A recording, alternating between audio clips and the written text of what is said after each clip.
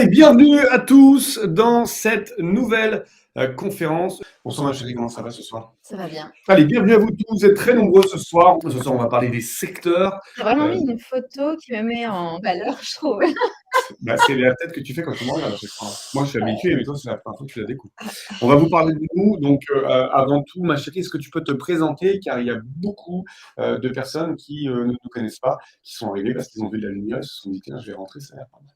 Ouais, alors moi, Maude, donc la conjointe de Laurent, on est en couple depuis un certain nombre d'années et on investit ensemble donc dans les immeubles de rapport à la base, où on a mis à la fois l'investissement dans les locaux commerciaux, dans les logements, enfin en location standard, en location meublée, en location courte durée également.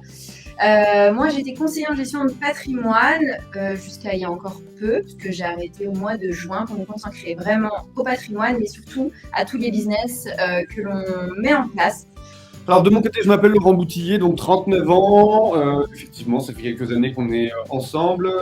J'ai commencé à investir en immobilier en 2001, et puis on a continué comme ça à investir chacun de notre côté avant de se rencontrer. Spécialisé en immeubles de rapport, c'est ce qui a fait notre force. Alors, au sommaire de ce soir, on va vous parler donc du secteur. Encore ce samedi, on était en séminaire et on a des personnes qui viennent nous voir en nous disant voilà, moi je suis dans un secteur où c'est compliqué, je suis dans un secteur où si je propose pas au prix, je me fais choper l'affaire. Qu'est-ce qu'il faut faire? La question, c'est de savoir est-ce qu'on est au bon endroit et si on est à un endroit précis, qu'est-ce qu'on va faire comme affaire? On va voir tout ça dans le détail. Donc, tout d'abord, on va voir pourquoi le choix du secteur est si important, donc les résultats d'un bon secteur, le potentiel d'un lieu sélectionné et l'objectif du secteur d'avenir. Ok. Ensuite, on reviendra sur vos craintes à vous pour voir si c'est normal ou pas, un petit peu comme un diagnostic ou comme un médecin viendrait poser des conclusions sur son patient. Pourquoi c'est compliqué de sélectionner son secteur, hein, c'est une question qui revient souvent, mais c'est normal. Les craintes Parce que la avant plupart du d'investir. temps, on se dit souvent qu'il y a des meilleures affaires à faire, mais genre à 500 km. C'est toujours mieux ailleurs, alors que pas du tout. Exactement. Votre comportement d'investisseur, on va le voir ensemble, et se faire confirmer le choix. Ensuite, on verra quelles sont les solutions, hein, puisqu'on va poser le décor, on va expliquer toutes les craintes que vous puissiez avoir.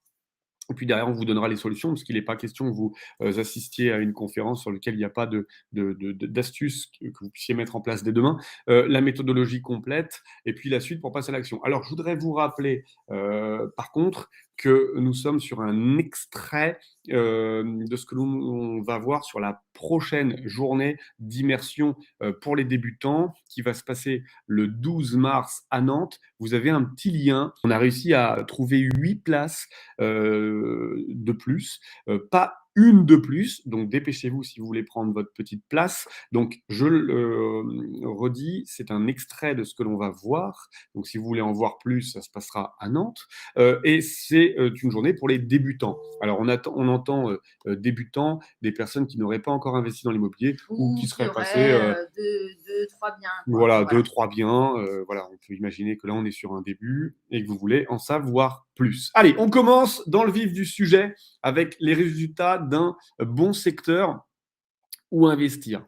Alors, il faut savoir qu'aujourd'hui, il va falloir être très intelligent. Il est hors de question que de se dire aujourd'hui, moi, je vais investir à Bordeaux parce que le TGV fait qu'aujourd'hui, c'est proche de Paris et puis du coup, je suis sûr de pouvoir louer. Je vais aller investir à Lille. Ça me semble pas mal parce que le vieux Lille, j'ai vu qu'il y avait beaucoup de demandes et du coup, je suis sûr de louer. Non, non, on va réfléchir d'une façon autre et on va laisser ça aux gens qui veulent faire du patrimonial et on va en parler sur les différents secteurs. L'idée, c'est que vous soyez plus intelligent et que vous soyez les gens qui vendent aujourd'hui dans 15, 20 ans. Je m'explique. Quand aujourd'hui vous allez dans une ville et que vous achetez, c'est pas vous qui faites une affaire. Quand il y a plus de demandes que d'offres, c'est le propriétaire vendeur qui fait une affaire. Vous avez déjà dû voir cette situation se passer. Vous arrivez à Lyon, plein centre, et vous voulez acheter, et si vous achetez pas au prix et que vous n'êtes pas le premier, vous allez vous faire shipper l'affaire parce que tout le monde veut acheter, parce que l'immobilier explose et parce que la demande est telle que vous êtes sûr que si vous achetez ce bien, vous le mettez en annonce et vous allez vous faire harceler et vous pourrez choisir votre locataire. Donc l'idée, c'est d'être ce propriétaire vendeur, mais dans 15 à 20 ans. Donc il va falloir trouver des villes, des villages, des endroits, des secteurs qui vont être bankable, qui vont avoir la cote dans les années à venir. Parce que les personnes qui aujourd'hui vendent à Paris, Lyon, Lille, Toulouse, Bordeaux, Marseille sont des gens qui ont acheté il y a 15, 20, 25, 30 ans et qui à l'époque ont acheté 50, 60, 75 euros moins cher que ce que représente le prix de l'immobilier aujourd'hui. Donc on ne va pas servir la soupe, on va être plus intelligent que ça. Donc déjà la première des choses, on va voir tout à l'heure, hein, vous le voyez juste ici, un peu en grisé, on verra une slide où on peut voir différents secteurs nommés 1, 2, 3. L'idée, c'est d'être intelligent et de trouver des endroits où il va y avoir un événement. Alors, dans les événements, on pourrait trouver, par exemple, une arrivée d'un géant qui pourrait être Sarenza, Amazon, ces entreprises qui vont arriver et qui vont se faire séduire par des villages ou des petites villes. Vous le savez, aujourd'hui, Amazon, quand ils arrivent, ils ont besoin de beaucoup de foncier, hein, beaucoup de place au sol, et les villages, pour attirer ce genre de groupe, vont leur offrir des conditions comme par exemple la taxe foncière sur 1 an, 2 ans, 3 ans, 5 ans, 6 ans. Et quand on sait la taille que représentent ces entrepôts, c'est pour l'entreprise qui se développe une manne financière non négligeable. Donc, pour l'entreprise, ce sont des économies, et pour la commune, c'est cette capacité de voir arriver un entrepôt avec 100, 120, 150, 200 emplois créés de façon locale. Vous l'avez entendu. 100, 120, 150 emplois créés, ce qui veut dire que si vous vous retrouvez dans un village et que vous achetez, parce que vous savez que dans 6 mois, 1 an ou 1 an et demi, il y a un entrepôt Amazon qui va arriver, alors vous êtes arrivé avant que la demande soit là, pourtant elle arrive, il faudra les loger ces gens-là. Et cette fois-ci, vous allez avoir un bien qui naturellement va prendre de la valeur, qui naturellement va être très demandé, et vous serez naturellement au bon endroit, et dans 5, 10, 15, 20 ans, vous aurez pris de la valeur sur votre bien et vous serez capable de le vendre beaucoup plus cher que ce qu'il y a aujourd'hui. Donc, ce cheminement intellectuel, vous devez l'avoir au moment où vous achetez ou au moment où vous investissez dans l'immobilier, de façon à ce que vous puissiez avoir un temps d'avance sur ce qui se passe aujourd'hui. Et qu'on évite d'aller servir la soupe en se disant aujourd'hui, bah, j'ai été visité et je suis le numéro 24. Hein, et si les 23 autres qui ont fait des conditions, qui ont fait des offres sans conditions suspensives ne sont pas choisis, bah, je pourrais l'avoir. Autrement dit, vous ne l'aurez jamais. Le deuxième avantage que l'on peut trouver ici quand on cherche un logement et un secteur, ma chérie, est-ce que tu peux nous en parler? Ouais, c'est le regroupement de villages. Alors nous, ça a été notre cas justement quand on a acheté, pour ceux qui suivent, l'auberge de 350 mètres carrés. On a quand même investi dans un village de 400 habitants. Donc on peut se dire, oui, bah, c'est pas terrible. Mais au final, il y a eu un regroupement des communes qui fait qu'aujourd'hui, ça nous permet de bénéficier de toutes les commodités de la ville, du regroupement scolaire, etc., des écoles à proximité, sans oublier l'autoroute, les transports, notamment le train qui amène à Paris en à peu près 45 minutes. Ouais, c'est ça, Voilà, 40, 40 minutes. Ouais. Donc, du coup, ça a pris une plus-value assez importante et on le voit d'ailleurs aux alentours. Il y a beaucoup de construction de maisons parce qu'il y a de plus en plus de demandes. Donc, le regroupement des villages, ça peut être vraiment un vrai plus. Et encore une fois, ça sous-entend que vous allez être proactif quand vous allez acquérir le bien et qui va forcément prendre de la valeur pour une revente potentielle dans des années plus tard. Donc, duplication donc des réseaux de communication, amélioration des services scolaires, création des équipements urbains. C'est tout ce que je disais un petit peu par rapport à notre exemple, à nous, pour le coup, que l'on vit à l'heure actuelle. Alors, ce qui est fou, c'est que même sans avoir rien fait, en fait, c'est-à-dire que demain, si vous êtes vraiment très feignant, mais très intelligent, il suffit que vous achetiez un bien à un endroit où vous savez que ça va se développer. Donc, on l'a vu, l'arrivée d'un géant ou alors un regroupement de villages. Vous achetez, vous attendez 2 ans, 3 ans, 4 ans, pendant ce temps-là, c'est loué. Votre bien a pris 10, 15% comme pour rien. Et nous, on s'en est rendu compte, hein, on était sur Meilleur Agent, hein, je me rappelle. Il n'y a pas très longtemps, d'ailleurs, je faisais ça un soir, je voulais juste me rendre compte un petit peu de la valorisation des biens tout en minimisant d'ailleurs vraiment les caractéristiques. Et le nombre de mètres carrés. Voilà, et le nombre de mètres carrés. Et c'est là où on s'est dit, bah ouais, ça a pris une grosse plus-value. Alors, on a acheté 195 000. Avec les travaux, ça nous revient à 460 000. Il y a encore 1 an, c'était évalué à 990 000 en prix de vente. Et aujourd'hui, on est plus proche de 1,50 million, 1,1 million juste parce qu'il s'est passé 1 an et qu'autour, les maisons sont en train de se monter. Et comme on est en regroupement de village, bah, tout le monde vient se retrouver ici. Vous voyez, donc, en fait… Et d'ailleurs, pour la petite anecdote, ça arrive que quand on est dessus, sur le chantier, il y a des personnes qui s'arrêtent pour nous demander s'il y a des biens qui sont à louer. Ouais, exactement. Ouais. Alors que c'est pas terminé. Non. Et il y a des gens qui tournent comme ça autour et qui voient et qui nous disent que c'est top. Donc déjà, ça permet de pouvoir discuter, qui nous demandent si un bien va bientôt se libérer. Alors, également, de façon très intelligente, parce qu'encore une fois, hein, nous, on a tendance effectivement à beaucoup travailler, mais on a tendance à se dire et à expliquer à nos enfants qu'il ne s'agit pas de beaucoup travailler dans la vie pour y arriver. Mais de travailler intelligemment. Exactement. C'est ce pourquoi on passe du temps. Et quand nos enfants nous voient et nous disent vous travaillez, vous travaillez, vous travaillez, on leur répond toujours on travaille intelligemment. Et pour nous, l'immobilier, la différence entre un bon et un mauvais investisseur, le bon investisseur va prendre le temps d'aller vite, c'est-à-dire qu'il va prendre le temps d'étudier son secteur et une fois qu'il l'aura trouvé, va pouvoir aller vite dans ses démarches. C'est exactement ce qui se passe. Pour toutes les personnes qui sont dans des secteurs, et on va le voir juste après, numéro 2, des secteurs où il y a peu de cash flow, mais avec une valeur patrimoniale qui peut augmenter dans le temps, ce qui serait intéressant de voir, c'est les lots arrière, c'est-à-dire un achat donc d'un bien avec sur le côté un passage au moins 3 mètres et derrière du terrain sur lequel on va pouvoir diviser et créer comme ça ce qu'on appelle un lot arrière pour pouvoir ensuite faire construire. D'accord? Donc c'est la division des parcelles. C'est la troisième chose qu'il faut regarder. Et la quatrième chose qu'il faut regarder également, ce sont les liaisons TGV, l'arrivée du tram sur certaines villes, et puis le Grand Paris, puisqu'effectivement, ça a tendance à déborder et aller chercher des secteurs. Et justement, par rapport à ça… Alors, par rapport à ça seulement. Ouais, par rapport à ça, notamment par rapport au Covid, on s'est bien rendu compte que les gens ont changé leur manière de vivre, leur manière de penser, leur manière de travailler et justement ont une tendance à sortir un petit peu des villes et des grosses métropoles pour se mettre un peu plus à la campagne. Bon, déjà pour avoir un espace vert, mais également parce que l'immobilier est moins cher que dans les grandes villes et la plupart du temps quand même avec un accès favorisé aux moyens de transport, pour pouvoir justement aller dans les villes quand il y a besoin pour le travail ou pour autre chose. Donc aujourd'hui, ce qu'il faut se dire, ce n'est pas forcément dans les grandes villes qu'il faut investir, vous l'avez bien compris, hormis si on souhaite vraiment faire du patrimonial ou alors qu'il y a une grosse affaire à faire, mais que d'investir dans les villages ou d'investir dans des villes de troisième zone ou de seconde zone, ça peut être de réelles opportunités, d'autant plus quand on cherche du cash flow derrière.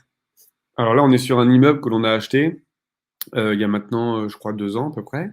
Cet immeuble, on l'a acheté par rapport à la situation parce qu'il est en plein centre du village et il est situé à 50 mètres de la mer, c'est-à-dire que la mer, elle est juste ici sur le côté. Donc, on est vraiment tout à côté.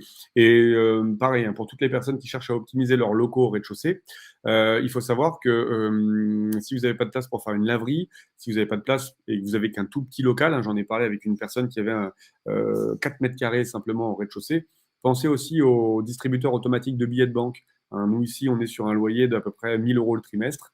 Donc, c'est quelque chose qui est complètement autonome. Il n'y a pas d'arrivée d'eau, c'est simplement une arrivée électrique. Ensuite, la banque fera l'essentiel pour rendre le lieu blindé. Voilà, je cherchais le mot, hein, parce qu'il y a une porte blindée qui est juste ici. Et puis, on a le DAB qui est juste là. Donc, ça, c'est 1 000 €. Ça tombe en automatique tous les trimestres. On ne fait rien. Et c'est le bienvenu. Alors, le potentiel sur le secteur et ensuite on va vous mettre la traduction sur le terrain. Hein, sur un secteur, vous avez plusieurs choses sur lesquelles vous pouvez postuler. Alors, clairement, ce n'est pas à vous d'exiger ce que vous voulez et de trouver en face l'affaire. C'est-à-dire que si, et je prends toujours cet exemple, vous voulez faire absolument de la colocation et que vous cherchez dans un secteur une colocation possible, il se peut que le marché de l'immobilier ne vous propose pas le produit et pourtant propose des perles. Il faut savoir de temps en temps être opportuniste et regarder ce que propose le marché car c'est le marché qui décide. C'est exactement pareil que la bourse, l'immobilier, c'est-à-dire que dans la bourse, ce n'est pas vous qui choisissez si vous êtes acheteur ou vendeur, c'est le marché qui va vous dire si ça se casse la gueule ou si au contraire tout le monde achète. Et bien c'est pareil. Donc il y a plusieurs potentiels sur plusieurs secteurs possibles. On va voir juste après les différents secteurs. Et par rapport à ce qui se passe sur le secteur, on pourra déterminer ce que l'on peut faire. Alors après, libre à vous de savoir et de dire, moi j'ai pas envie de faire d'achat-revente. J'ai pas envie de faire une location en nu, j'ai pas envie de faire un agrandissement sur une dent creuse, j'ai pas envie. Vous laissez passer la perle, mais en tout cas, sachez que quelquefois, vous chercherez de quoi faire une colocation et il se peut que pendant 1 an et demi, à l'endroit où vous cherchez, il n'y a pas de bien qui se prête à la colocation. Alors, le potentiel sur le secteur. Il faut savoir que sur le secteur, on peut parler achat-revente. Et pour cela, on cherchera plutôt une grande surface ou du foncier avec des places de parking. Souvent, j'entends la colocation avec l'appartement dans l'ensemble immobilier sur lequel on va faire 3 chambres, 4 chambres avec 2 salles de bain, 3 salles de bain, hein, et on va gérer de la copro parce qu'on est en face de la fac, parce qu'on est en face d'une université et on se dit qu'on va remplir. Sachez qu'il existe énormément de colocations en pleine campagne parce qu'aujourd'hui on a des écoles d'ingénieurs avec des ingénieurs qui sont véhiculés, qui ont leur permis. On a des gens aujourd'hui qui font STAPS, donc des études de sport, et que vous pouvez très bien chercher une grande maison en pleine campagne qui va être entre 10 et 15 km de l'université, de l'école d'ingénieurs, sur lequel vous allez pouvoir attirer 4, 5, 6 personnes qui sont en études de sport et qui ont la possibilité comme ça de pouvoir aller, venir depuis la maison que vous aurez trouvée. D'accord? Donc, vous pouvez très bien partir sur une coloc avec une grande surface. Le potentiel du secteur, on peut avoir un secteur qui offre du potentiel sur de la location courte durée. Vous êtes sur aujourd'hui une entrée autonome sur un concept. Faut Alors, créer un concept. La exactement. LCD aujourd'hui, on sait aussi bien, enfin tout le monde le sait qu'il y a énormément de concurrence. Aujourd'hui, les gens recherchent une expérience, un concept. Si vous êtes trop banal, vous allez forcément moins attirer. Et on le voit, même il y a des LCD qui se créent dans des endroits improbables. Maintenant, ils ont créé un concept qui fait que c'est grâce au concept qu'ils vont amener le client et pas l'inverse. Donc, ça, on assiste souvent, souvent, nous, on essaie d'être assez créatif, mais en tout cas avec des thématiques, de façon à même on arrive à fidéliser des clients qui souhaitent justement goûter à d'autres LCD que l'on fait pour goûter à d'autres expériences. Alors, vous louerez plus facilement une location courte durée dans un village avec un vrai concept qu'une location courte durée en plein dans une ville. Vous êtes certain de louer quand vous êtes au plein milieu de la ville. Par contre, dans la grande ville, vous allez payer le ticket d'entrée très cher. C'est-à-dire que vous allez acheter un appartement, donc il va falloir valider l'entrée autonome, donc voir s'il y a un syndic de copro, si on peut mettre une boîte à clés, etc. Et attention aussi aux grandes villes avec les normes aujourd'hui en vigueur, avec les 120 jours, etc. Il va falloir que vous validiez l'insonorisation parce qu'aujourd'hui, nous, on peut vous le dire, on a beaucoup d'LCD et les problèmes aujourd'hui, quand on a des immeubles et que ce sont des planchers bois, bah, beaucoup de personnes qui louent nous disent bah, on entend le locataire qui est au-dessus, on entend le locataire qui est en dessous, etc. Donc l'idée aujourd'hui, si demain vous avez en pleine campagne une maison sur laquelle vous apportez un vrai concept, ça peut être un concept type bohème chic, un concept type bois, un concept type balinéen, un concept type love room comme on a déjà vu, ça fonctionne encore. Si vous avez ce genre de concept et que vous allez au bout de votre concept, alors le secteur du village, de la campagne sera adapté. Il existe aujourd'hui des concepts où vous avez la chambre Marrakech, la chambre James Bond, la chambre lit en lévitation, la chambre blanche, la chambre dorée. Bref, ce sont des concepts qui fonctionnent très très bien et le ticket d'entrée sera pour vous beaucoup moins cher, la rentrée locative sera beaucoup plus haute et la vacance locative sera moins grande. Alors vous allez pouvoir donc trouver, je vous l'ai dit, de la colocation, école d'ingénieurs, c'est une clientèle qui est véhiculée, du meublé petite surface. Pour les petites surfaces, on prendra village ou ville avec des populations célibataires ou couples sans enfants. Il faut bien étudier. Nous, à chaque fois qu'on achète des biens immobiliers, on fait vraiment une réelle étude de marché pour voir justement quelles sont les surfaces qui sont à privilégier, quelles sont les populations à privilégier. Donc, si on est plutôt sur des T2, des studios, des T3, plutôt des maisons. Donc, tout ça, bien évidemment, il faut étudier en amont. Alors, on va le voir dans l'exemple juste après. Vous inquiétez pas si vous dites ah ouais, mais alors attends, moi je vais faire comment parce que je suis dans un village là, je sais pas s'il faut du T1, du T2, du T3, du T4, du T5. Est-ce que j'ai un T5 et je fais 2 T2 avec des parties communes? Est-ce que j'ai 3 T1 et je les loue en 3 T1 ou au contraire je fais un grand T3? On le voit juste après. Vous inquiétez pas. Donc on va pouvoir également sur le secteur voir si un agrandissement est possible, une découpe de terrain, une découpe d'appartement, une plus-value à long terme, du cash flow rapide, un achat familial. Et pour ça, effectivement, regardez, si on a besoin d'un agrandissement, on pourra tomber sur un cost non exploité, donc un coefficient d'occupation des sols, donc une capacité pour vous de pouvoir agrandir, ou alors une dent creuse. Vous savez, c'est la fameuse. Non, on en a d'ailleurs. Voilà, on en a une où vous avez un immeuble d'un côté, un immeuble de l'autre, et entre les deux, vous avez votre local ou votre appartement, et vous avez la capacité de pouvoir faire une surélévation à l'endroit de votre local. Voilà, et bien clairement, c'est la possibilité sur ce secteur de pouvoir agrandir.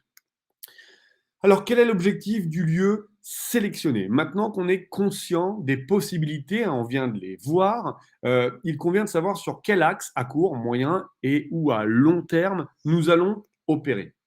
Alors, tous les secteurs sont OK. Ça, c'est la bonne nouvelle du soir, parce qu'aujourd'hui, on vous fait une conférence, on vous dit quel secteur il faut choisir. Tous les secteurs sont OK. OK, c'est comme si vous me disiez, je veux boire du vin, quel est le vin que je dois boire? Et moi, je vous réponds, tous les vins sont bons. Maintenant, c'est de savoir ce que vous voulez faire dans l'immobilier. Et c'est la même question avec le vin où je vous dis, est-ce que vous allez manger des fruits de mer? Est-ce que vous allez manger de la viande rouge? Est-ce que vous allez manger du fromage? D'accord? C'est exactement la même chose. On aura un vin qui va venir en face de ce que vous mangez. Et bien là, on va avoir des secteurs qui vont être en face de ce que vous voulez faire. En un, on le voit, ce sont des villes avec du cash flow immédiat et peu de plus-value à long terme, ce qu'on appelle les villages et les villes de seconde zone. Donc le ticket d'entrée, il sera bas, on va être sur du 1000, 1500, 2000 euros du mètre carré, donc ticket d'entrée bas. Par contre, comme le ticket d'entrée est bas, vous allez tout de suite gagner de l'argent face à la rentrée locative.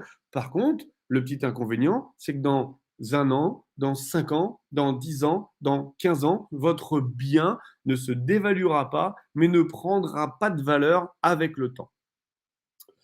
On peut retrouver du coup ce numéro 1, vous voyez, dans des campagnes, centre de la France, cette partie du sud de la France qui ne prend pas également. En 2, on va être au milieu, c'est-à-dire moins de cash flow, donc peu de cash flow et un peu de plus-value à long terme. Ce sont les villes de débordement, c'est-à-dire les villes sur lesquelles les gens qui sont dans les grosses villes qui n'ont plus les moyens d'y vivre vont venir déborder. Donc là, on va être sur de la ville de seconde zone où là, on pourra faire encore un peu de cash flow. Donc on sera sur une opération qui fait que tous les mois, on va gagner de l'argent, mais sur lesquelles on va faire un petit peu de plus-value. On peut imaginer 0,5 à 1,5% par an de prise de valeur du bien, soit environ 5 à 15% au bout de 10 ans de la valeur du bien. Et puis en 3, cette fois-ci, on va se retrouver sur des villes où on a une forte demande locative, une forte demande d'achat et moins d'offres. Donc cette fois-ci, le ticket d'entrée est très haut. On va parler aux grandes villes. Ouais. Le foncier est plus important. On aura un effort d'épargne à faire chaque mois. C'est-à-dire que si demain, vous achetez un bien à 500 000 euros, vous aurez une rentrée locative peut-être à 3 000 ou 3 200 euros. Donc, il faudra que vous soyez de votre poche tous les mois. Par contre, ces biens vont avoir une tendance à s'apprécier dans le temps. Ces secteurs vont monter et on peut imaginer que vous allez faire 2 à 3% par an d'augmentation, donc l'équivalent de 30% de plus sur 10 ans pour votre bien. C'est les fameux biens qu'on a vus tout à l'heure. Donc vous voyez, en fait, il n'y a pas de mauvais et de bons secteurs dans l'immobilier. Il y a simplement une idée à définir de votre part, de savoir si, vous voulez faire beaucoup de cash flow, 2, vous en faites un petit peu moins, mais vous allez prendre de la valeur dans le temps, ou 3, vous êtes sur un effort d'épargne et par contre, votre bien va gagner dans le temps. D'accord? Donc, l'idée, c'est de savoir ce que vous voulez faire. Alors, clairement, il n'y a pas de meilleur secteur. Ce qui est important, c'est la diversification. Ah ouais, toujours diversifier, mais même sur la manière dont vous allez louer vos biens. Nous, à la fois, on a de la location classique, nue, de la location meublée, on a des locaux pro, on a de la LCD, on diversifie de la même manière qu'on diversifie les secteurs dans lesquels on a investi et où on investira. C'est important de jamais mettre tout dans le même panier. Donc souvent, même par rapport à la LCD, encore une fois, on ne mettra jamais tout dans des biens en location courte durée, clairement. Exactement. Alors, une fois qu'on a vu qu'effectivement les secteurs étaient bons et avant que l'on puisse voir quelle est la méthodologie pour, à partir d'une ville, savoir si on est dans le bon secteur ou pas, il faut savoir qu'aujourd'hui, si vous vous posez des questions et que vous avez du mal à trouver, c'est complètement normal. Les craintes avant d'investir sont existantes. Aujourd'hui, vous vous posez beaucoup de questions et ça vous empêche d'avancer. On le voit, chaque jour, vous êtes nombreux à nous dire mon secteur n'est pas intéressant. Les biens sont surévalués. Hein. À l'endroit où je viens, Laurent, c'est beaucoup trop cher. Quand je mets la rentrée locative en face, mais que je déduis mon crédit, que je déduis la taxe foncière, je déduis l'assurance PNO, que je déduis les charges de copro, que je déduis les travaux courants d'entretien, je suis de ma poche. La concurrence, elle est trop rude. C'est-à-dire qu'en ce moment, je vais sur un bien, il y a déjà 4 investisseurs qui sont là. Je ne sais pas quoi faire sur mon secteur, je ne sais pas quoi choisir. J'ai peur de ne pas louer. Hein. Vous êtes aussi nombreux à dire j'ai compris qu'il fallait que j'aille en campagne, mais moi, j'ai peur de ne pas louer. C'est-à-dire que d'accord, je vais acheter moins cher, mais je me demande si je vais le louer, mon bordel. Je suis trop jeune. Je suis trop vieux, ça je l'entends encore aujourd'hui. Ouais, mais je suis trop jeune pour investir sur ce secteur, c'est compliqué pour moi, j'ai peur de me faire avoir par l'agent immobilier ou par le propriétaire vendeur. Ou alors, je suis trop vieux, j'ai plus la capacité d'investir sur 20 ans, du coup, c'est forcément pas rentable puisque je vais investir sur 15 ans. Je ne sais pas ce que je dois acheter, est-ce que je dois écouter mes proches? Voilà, c'est les questions qu'on entend le plus souvent sur ce secteur.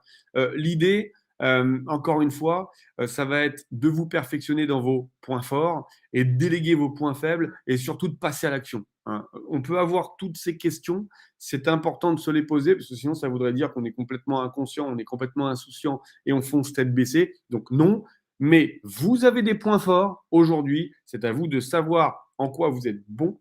Vous avez des points faibles, ces points faibles, vous les déléguez aux personnes concernées. Si vous n'avez pas faire un prévisionnel, vous allez voir un comptable. Si vous ne savez pas combien ça va vous coûter en imposition, vous allez voir un avocat fiscaliste. Si vous ne savez pas combien vous allez payer tous les mois, vous allez voir un banquier. Si vous ne savez pas si votre dossier va passer à la banque, vous allez voir un courtier. Bref, vous allez voir un spécialiste dans lequel vous n'êtes pas. Mais surtout, vous passez à l'action. C'est ce qu'il y a de plus important. Alors, vous ressentez les symptômes suivants. Quand il s'agit de trouver le secteur dans lequel vous allez investir, parce que vous êtes débutant, vous n'avez jamais investi, ou alors vous avez investi 1 fois, 2 fois, 3 fois, et aujourd'hui, vous cherchez, vous avez fait des erreurs, vous avez besoin d'arbitrer, vous sentez que vous ne gagnez pas assez de cash flow, alors que partout, vous voyez des gens qui gagnent de l'argent. Je suis face à une concurrence folle en face de moi lorsque je visite un bien. Conclusion, je dois proposer un prix. Je ne sais pas si la demande locative sera au rendez-vous. C'est pas cher, mais peu de demandes.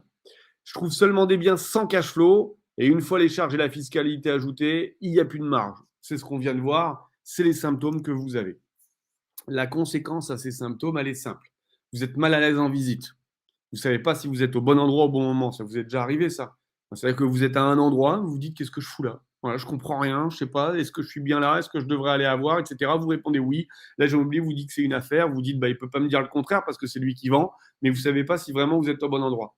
Donc l'agent me dit que c'est une affaire et j'ai pas de repère pour me rassurer. Hein, tout à l'heure, on était en visite et le propriétaire vendeur il nous disait regardez, le local on peut le louer 800, peut-être 900, ceci, cela, et on se sentait nous vachement bien parce qu'on a un retour sur le secteur, on sait où on est, on sait ce qu'on fait. Donc quand on sait ce qu'on fait, on avance. J'ai l'impression de perdre mon temps. Je ne suis pas sûr de moi et je ne suis pas à l'aise pendant la visite. Hein, souvent, ça, vous nous l'avez. Et c'est vrai que si vous n'avez pas étudié votre secteur, on vous a dit qu'il fallait visiter. Vous visitez pour ne pas perdre de temps, mais vous ne savez pas si vous êtes au bon endroit, quoi. Je ne fais rien de peur de me tromper. Alors ça, c'est la conséquence au symptôme qui est la pire. Mais ce que beaucoup de personnes font, c'est le fait de procrastiner, de dire je veux, mais finalement je retarde parce que j'ai du mal ou je ne maîtrise pas. Encore une fois, il ne faut pas chercher à tout savoir, tout maîtriser, ce n'est pas possible.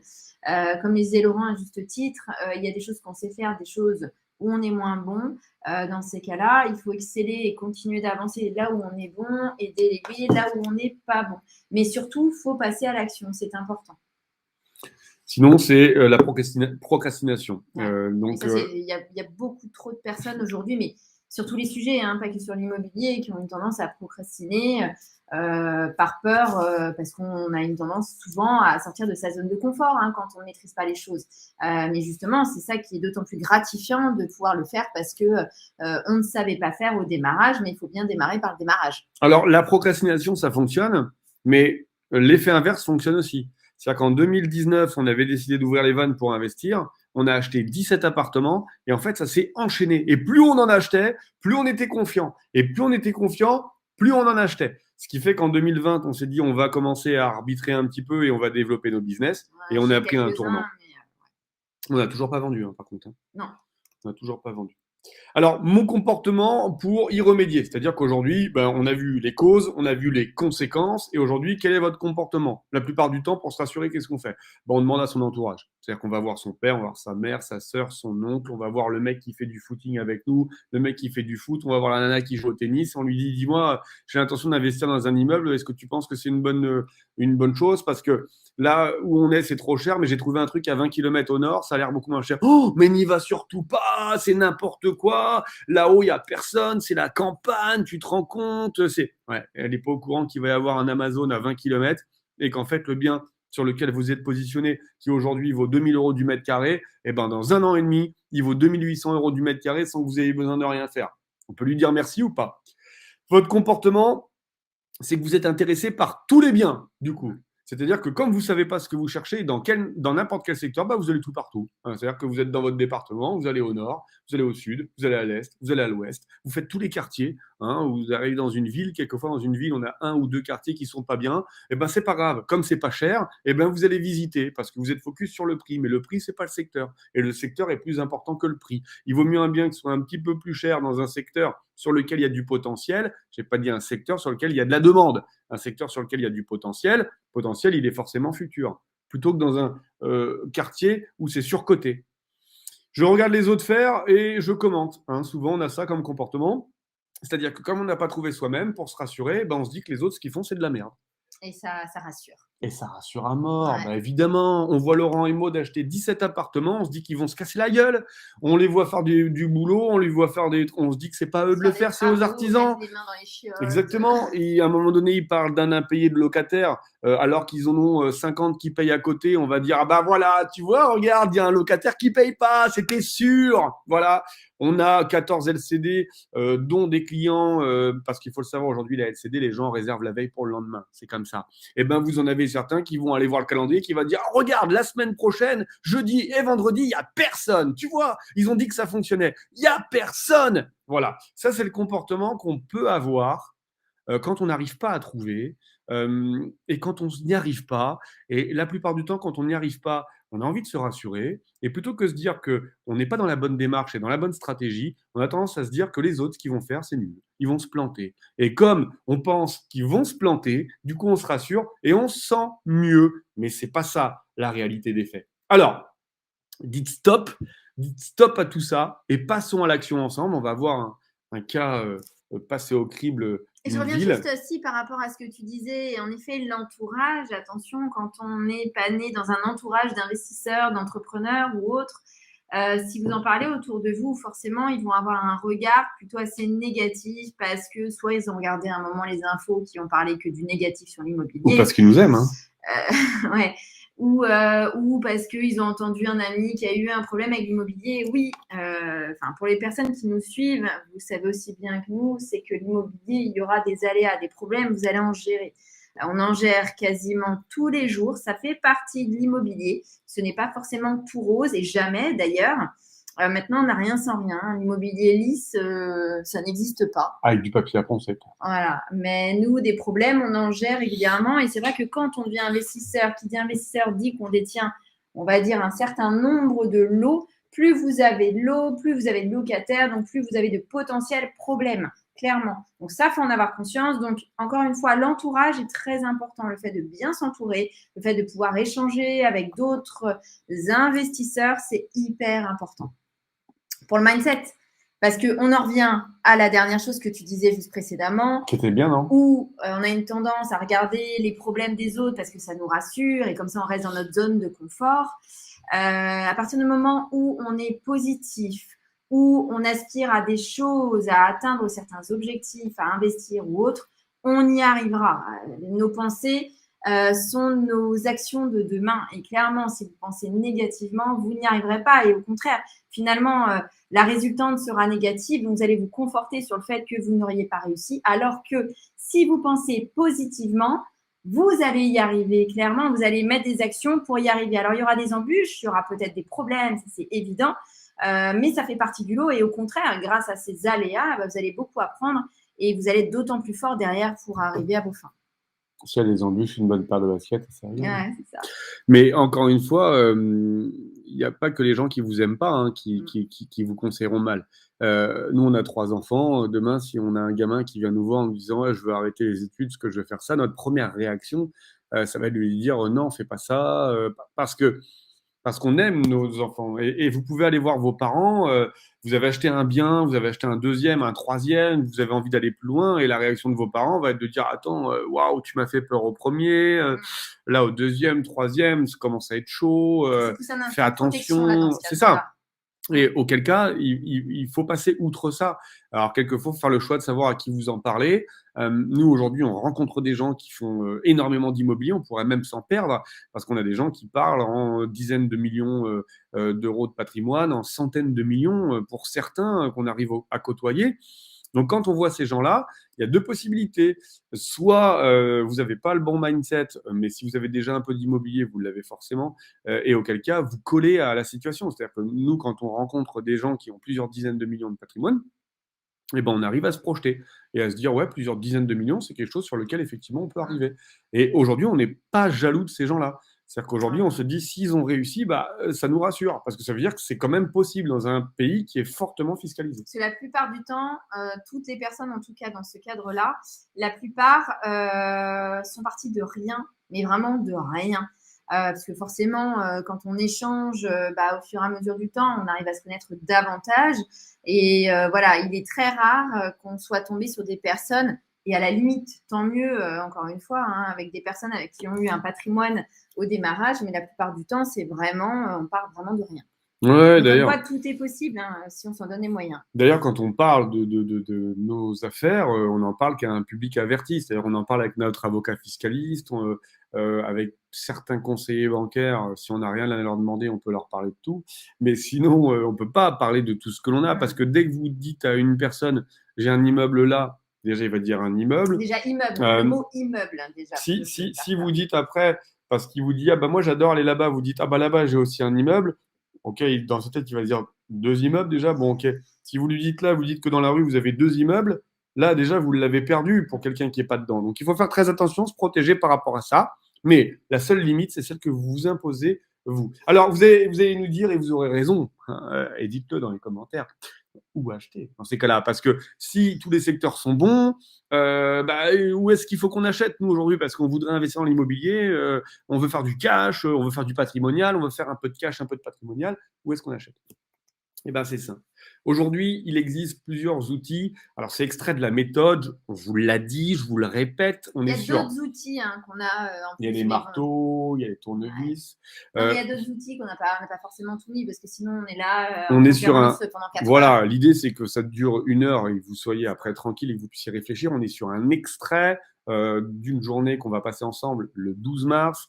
On vous a remis 8 places à dispo pour les places de ce soir. N'hésitez pas à prendre votre place, n'hésitez pas à nous poser des questions, car sur cette journée, on va tout balayer dans un ordre chronologique pour que vous puissiez repartir et savoir comment vous allez vous y prendre. On va pouvoir balayer 40 villes en France de façon à ce que vous puissiez savoir si dans votre secteur, vous avez une ville qui va exploser, c'est-à-dire qu'on fait la démarche pour vous, on va chercher les locaux qui vont arriver, on va chercher les groupements de villes à l'endroit où vous vous trouvez. Tout ça, c'est le 12 mars à Nantes. Donc, n'hésitez pas à prendre votre place. On en a mis 8 de dispo. Dans les outils qu'on utilise régulièrement, Mappy, on va le voir juste après, c'est ce qui a vraiment de plus simple et ce qui est le plus précis pour savoir si un secteur est bankable ou non. On utilise l'internaute. Tout à l'heure, Maud en a parlé pour savoir si effectivement on est sur une population vieillissante, en déclin, si on est sur des couples, une population émigrée, si on est sur une population où plus tard, où au contraire il y a beaucoup d'enfants, peu d'enfants, si c'est une population qui est vieillissante, s'il y a plus de décès, plus de naissances. Bref, c'est quelque chose sur lequel on se sert énormément. Et puis, on va se servir également de RDNA de façon à pouvoir voir si, dans le secteur de la location courte durée, on est arrivé au pic du nombre de locations prévues ou non. OK ? Alors, On va prendre un exemple, et là, vous avez en photo un des objectifs que l'on a avec Maud. Voilà, donc on ne va pas se le cacher. On est sur un objectif qui n'est pas très ambitieux, mais qui nous plairait bien dans un futur proche. Alors, le calcul doit devenir un réflexe. Et ça, je le dis souvent, vous devez absolument avoir des réflexes. Alors, la réflexe du 70-100, la réflexe de la rentabilité, la réflexe Le réflexe, pas la réflexe. la réverbération, le réflexe, Mon Dieu. le réflexe de la rentabilité, hein, une rentabilité brute, nette, la fiscalité, c'est des choses que vous devez gérer complètement. Alors, on va prendre un exemple, vous voyez, que j'avais pris pour le mastermind, la première rencontre, un immeuble, 116 mètres carrés à Gien. Donc, nous, c'est un secteur qu'on ne connaît pas du tout, on est dans le 45. Immeuble de rapport. Donc, en premier lieu, quand vous cherchez, il faut savoir que sur le secteur, l'idée, c'est que nous sommes des loueurs de mètres carrés. Ce qui nous intéresse, c'est la surface. Dans notre exemple, on a 116 mètres carrés. Alors, ces 116 mètres carrés, ils correspondent, parce qu'on a lu l'annonce, à 2 appartements distincts. Et je ne pourrais pas en créer d'autres sur le papier. Donc, nous démarrons notre étude sur cette base. Donc, première étape, on va déterminer le secteur. On est à Gien et j'ai besoin de savoir si ça vaut le coup que j'investisse ou si au contraire c'est flingué et je dois passer à autre chose. Donc là, clairement, on utilise plusieurs outils. On vous en a parlé tout à l'heure. On est encore une fois sur un extrait de la journée. Donc, calmez-vous. La première chose que l'on va regarder, c'est de savoir si… Je suis très en forme, c'est ça. C'est de savoir si on peut faire de la location courte durée à Gien. Alors, regardez. Ça, ce sont les trimestres. C'est-à-dire que là, c'est le 2e trimestre de 2021, premier trimestre, 4e trimestre de 2020. On ne va pas tous les faire, vous avez compris. L'idée, c'est de savoir que, regardez, au 2e trimestre de 2018, on avait 20 logements qui étaient proposés à Gien. Est-ce que 20, c'était le maximum et qu'après, il n'y avait plus de demande, ou est-ce qu'au contraire, on pouvait augmenter? On voit que la demande, elle était croissante. Plus les gens mettaient des biens, plus il y avait de demandes locatives. On est arrivé à un pic au premier trimestre 2021 où là, effectivement, des gens se sont dit, il y a suffisamment de biens, on n'arrive plus à remplir nos biens, donc certains ont décidé d'enlever leurs biens des plateformes de location courte durée. Et cette fois-ci, on descend. Donc là, j'ai envie de dire qu'aujourd'hui, sur Gien, la priorité, c'est pas de faire de la location courte durée. Si on a un immeuble avec 20 appartements, on peut peut-être en mettre 2, soit 10% en location courte durée. Mais si, comme là, on a 2 biens, on peut éventuellement essayer d'en mettre un, mais mettre les 2 en location courte durée, ça serait se tirer une balle dans le pied. Alors, ce qui est important, quand on regarde sur Mappy, on voit que Gien, on voit qu'on a une autoroute qui est juste à côté, ici, vous voyez, qui passe là, et que sur cette autoroute, on a la sortie 19 qui est juste à proximité. Ce qui veut dire qu'on a la capacité, quand on est sur l'autoroute, de rentrer dans Gien et de ressortir de Gien. Et quand on a une ville ou un village qui est proche d'un axe où on peut s'arrêter et où on peut repartir, c'est une ville dans laquelle il peut y avoir des étapes, il peut y avoir du trafic, il peut y avoir des véhicules qui vont circuler. Quand on tape le nombre d'habitants sur l'internaute.com, on voit qu'on avait 15 500 habitants en 2006 et qu'aujourd'hui… On a l'impression que c'est en déclin quand même. Alors là, effectivement, on est en déclin, mais l'idée de savoir pourquoi on est en déclin. Est-ce que ce sont des gens qui quittent la ville pour aller dans une autre ville et il faut trouver la ville dans laquelle ils vont? Ou alors est-ce qu'au contraire, c'est parce qu'on a affaire à une population qui est vieillissante, parce qu'il y a plus de mortalité, donc de décès, que de naissance? Et quand on regarde le graphique de l'internaute.com, qui est la suite, je vous ai fait des captures d'écran, mais c'est la suite sur le site internet, on se rend compte que au même moment, on a des gens qui meurent et on a moins de naissances. Ce qui veut dire que les gens ne partent pas de Gien, c'est simplement que les gens y meurent. Et donc, les gens y meurent à Gien, ce qui veut dire qu'ils se sentent bien parce qu'ils finissent là, mais c'est surtout qu'ils vont au bout de leur vie à cet endroit-là et qu'on sera sur une population qui est vieillissante. Donc, on sera forcément sur des gens qui ont besoin de logements type F2, F3 et pas forcément des petits logements. Même là, dans la population de Gien, oui, on voit bien décès 189, alors que dans la moyenne des villes, on est plutôt à 17. Ici, ouais, tout à fait. Et par contre, ce que l'on voit, c'est qu'on a 3536 familles contre la moyenne des villes à 526. Donc, c'est souvent quand même des familles qui viennent à Gien principalement. Exactement. Donc là, on peut dire que sur cette ville, en fait, on a une demande locative courte durée qui est arrivée à son maximum. Donc, on ne peut pas mettre l'immeuble entier si on achète un immeuble en LCD. On peut dire qu'on est proche du réseau autoroutier, donc il y aura forcément des étapes. Donc, ça peut être intéressant de mettre une partie en LCD, mais pas tout.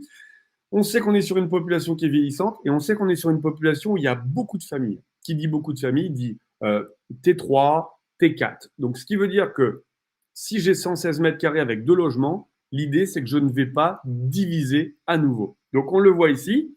On valide le secteur parce qu'il y a de la demande avec certaines contraintes. On oublie le full LCD. Il ne sera pas intéressant par rapport à ce qu'on vient de voir. Ouais. Mais par contre, on va privilégier T2, T3, T4. L'erreur, ce serait de proposer les 2 appartements LCD ou de vouloir diviser un logement supplémentaire. Il convient de proposer un meublé en location pérenne et une LCD, par exemple. Donc, l'idée de se dire, j'ai 116 mètres carrés, je vais faire 3 logements, ça ne va pas. J'ai 2 logements, je vais les mettre en LCD, ça ne va pas non plus. Vous voyez, comme c'est important d'analyser le secteur de façon à ce que l'on va pouvoir proposer pour que ça colle. Ce n'est pas vous qui allez dire j'ai envie de faire de la LCD, j'ai envie de faire de la coloc. C'est le marché qui décide encore une fois. Adaptez-vous au marché. Donnez aux gens ce qu'ils ont envie.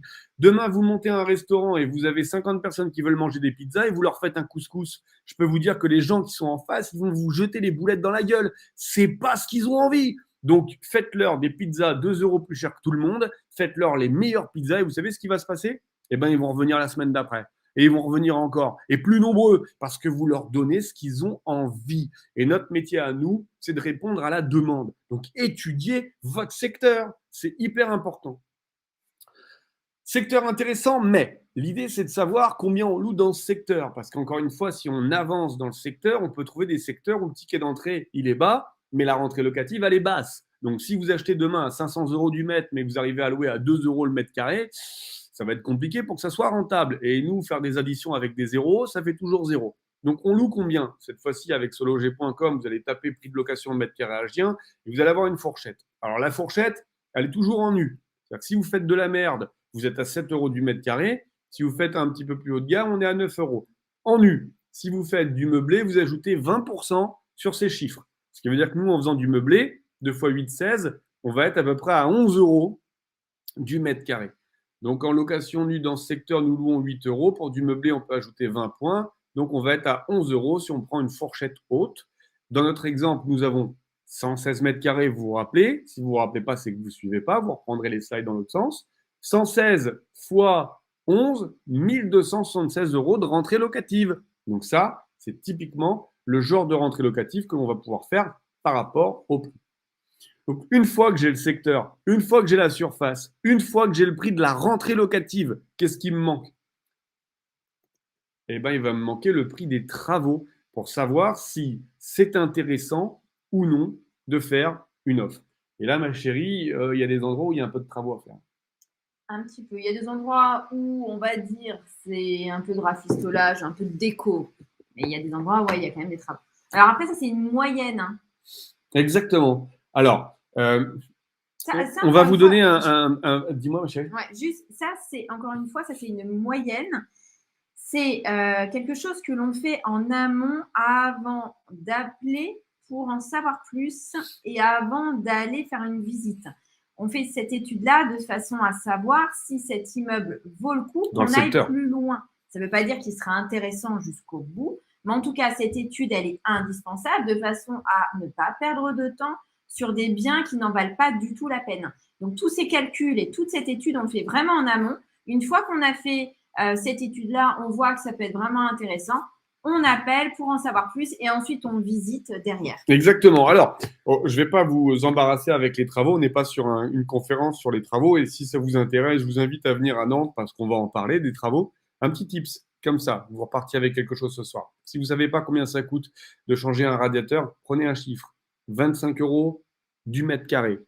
Vous avez une pièce de 10 mètres carrés, 250 €. Un autre, si vous voulez, 100 watts du mètre carré pour calculer la puissance. Si vous avez une maison qui est moyennement isolée, on prend 100 watts au mètre carré. Donc, je répète, 100 watts au mètre carré. J'ai une pièce de 10 mètres carrés. Il me faudra 1000 watts, 10 fois 100. 25 € au mètre carré, j'ai une pièce de 10 mètres carrés, 250 €, un radiateur. Aussi simple que ça, c'est cadeau, c'est pour vous. 25 € du mètre carré quand j'ai besoin de changer les radiateurs, 500 € du mètre carré quand j'ai besoin de refaire la plomberie, l'électricité, la salle de bain, je suis à 500 € du mètre carré. Exactement. Là, je suis plus sur de la déco à 100. Là, à 300 € du mètre carré, je vais avoir de la plomberie à refaire et j'ai la cuisine à changer. Et sur l'extérieur, je n'ai pas calculé. Donc ici, en troisième lieu, nous sommes des investisseurs. Alors là, encore une fois, on ne s'est pas déplacé. Ce qui nous intéresse, c'est que les travaux de réhabilitation que nous pouvons exécuter. Donc lors de cette étape, nous n'avons pas effectué de visite. Nous nous servons donc du tableau de la formation ImmoCash. Ici, en moyenne, on va prendre donc la moyenne, on va diviser par 4 et on aura 230 € du mètre carré, soit 26 680 € de travaux, puisque je multiplie par 116 mètres carrés. Aussi simple que ça. Donc cette fois-ci, je fais le point. J'ai une rentrée locative à 1276. C'est ma rentrée des loyers. Je calcule 70% de cette rentrée locative, ça me fait 893,20. Je reviens juste sur les 70%. C'est que 70% de tous les loyers doivent payer 100% de toutes les charges. Exactement. Donc, les 30% restants, ça permet justement d'avoir du cash flow, de pouvoir payer tous les aléas, vacances locatives, etc. Donc, j'ai mon chiffre à ne pas dépasser concernant mon bien, mes frais d'agence, de notaire et mes travaux. Donc, mes travaux, ils sont de 26 680. Donc, cette fois-ci, je vais sur meilleurtaux.com.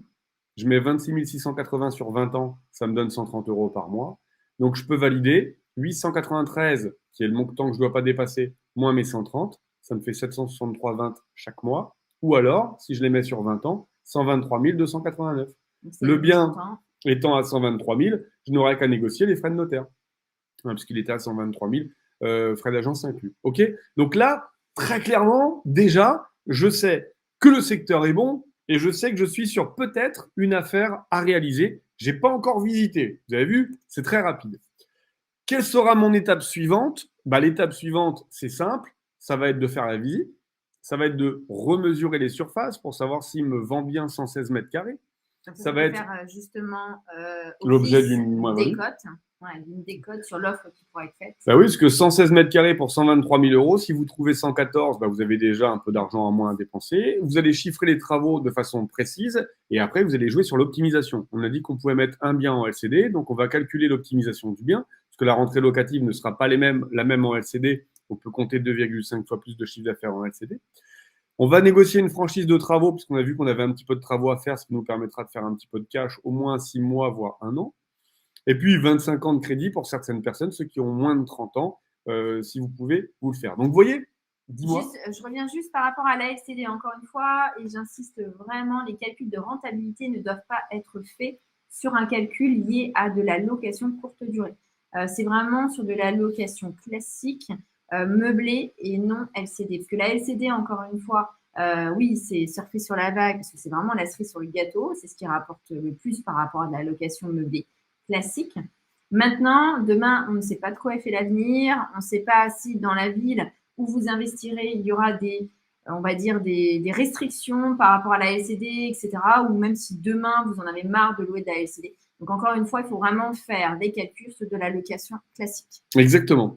Donc, clairement, le bilan, quelle sera ma prochaine étape ? Donc, encore une fois, cet exposé est un extrait de la formation que nous allons dispenser le 12 mars 2022 à Nantes.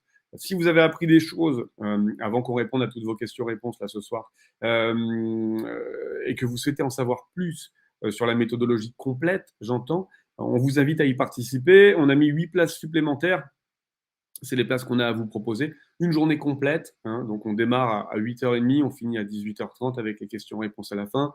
Le repas est compris dans cette place. Encore une fois, c'est fait pour les débutants, j'insiste, parce que vous avez tous les niveaux encore ce soir. Vous êtes une centaine de personnes là encore connectées et vous avez tous les niveaux. Donc, débutants, c'est quoi ? Pour les personnes qui sont vraiment gros investisseurs ou autres, c'est vraiment pas adapté. C'est vraiment pour les débutants. Parce qu'on avait beaucoup de demandes, en fait, pour les débutants. Et c'est vrai que pour pouvoir répondre et pouvoir personnaliser un petit peu l'événement, et on aime, encore une fois, être au plus proche des gens pour pouvoir vraiment échanger, personnaliser aussi les conseils, etc. par rapport à ce que nous on ferait, par rapport à notre expérience, les erreurs également qu'on a pu faire, parce qu'il faut le savoir, c'est que des erreurs, on en a faites beaucoup et on en fera d'autres. Mais justement, le fait de l'évoquer, ça vous permet, vous, de gagner du temps à ne pas les refaire, en tout cas.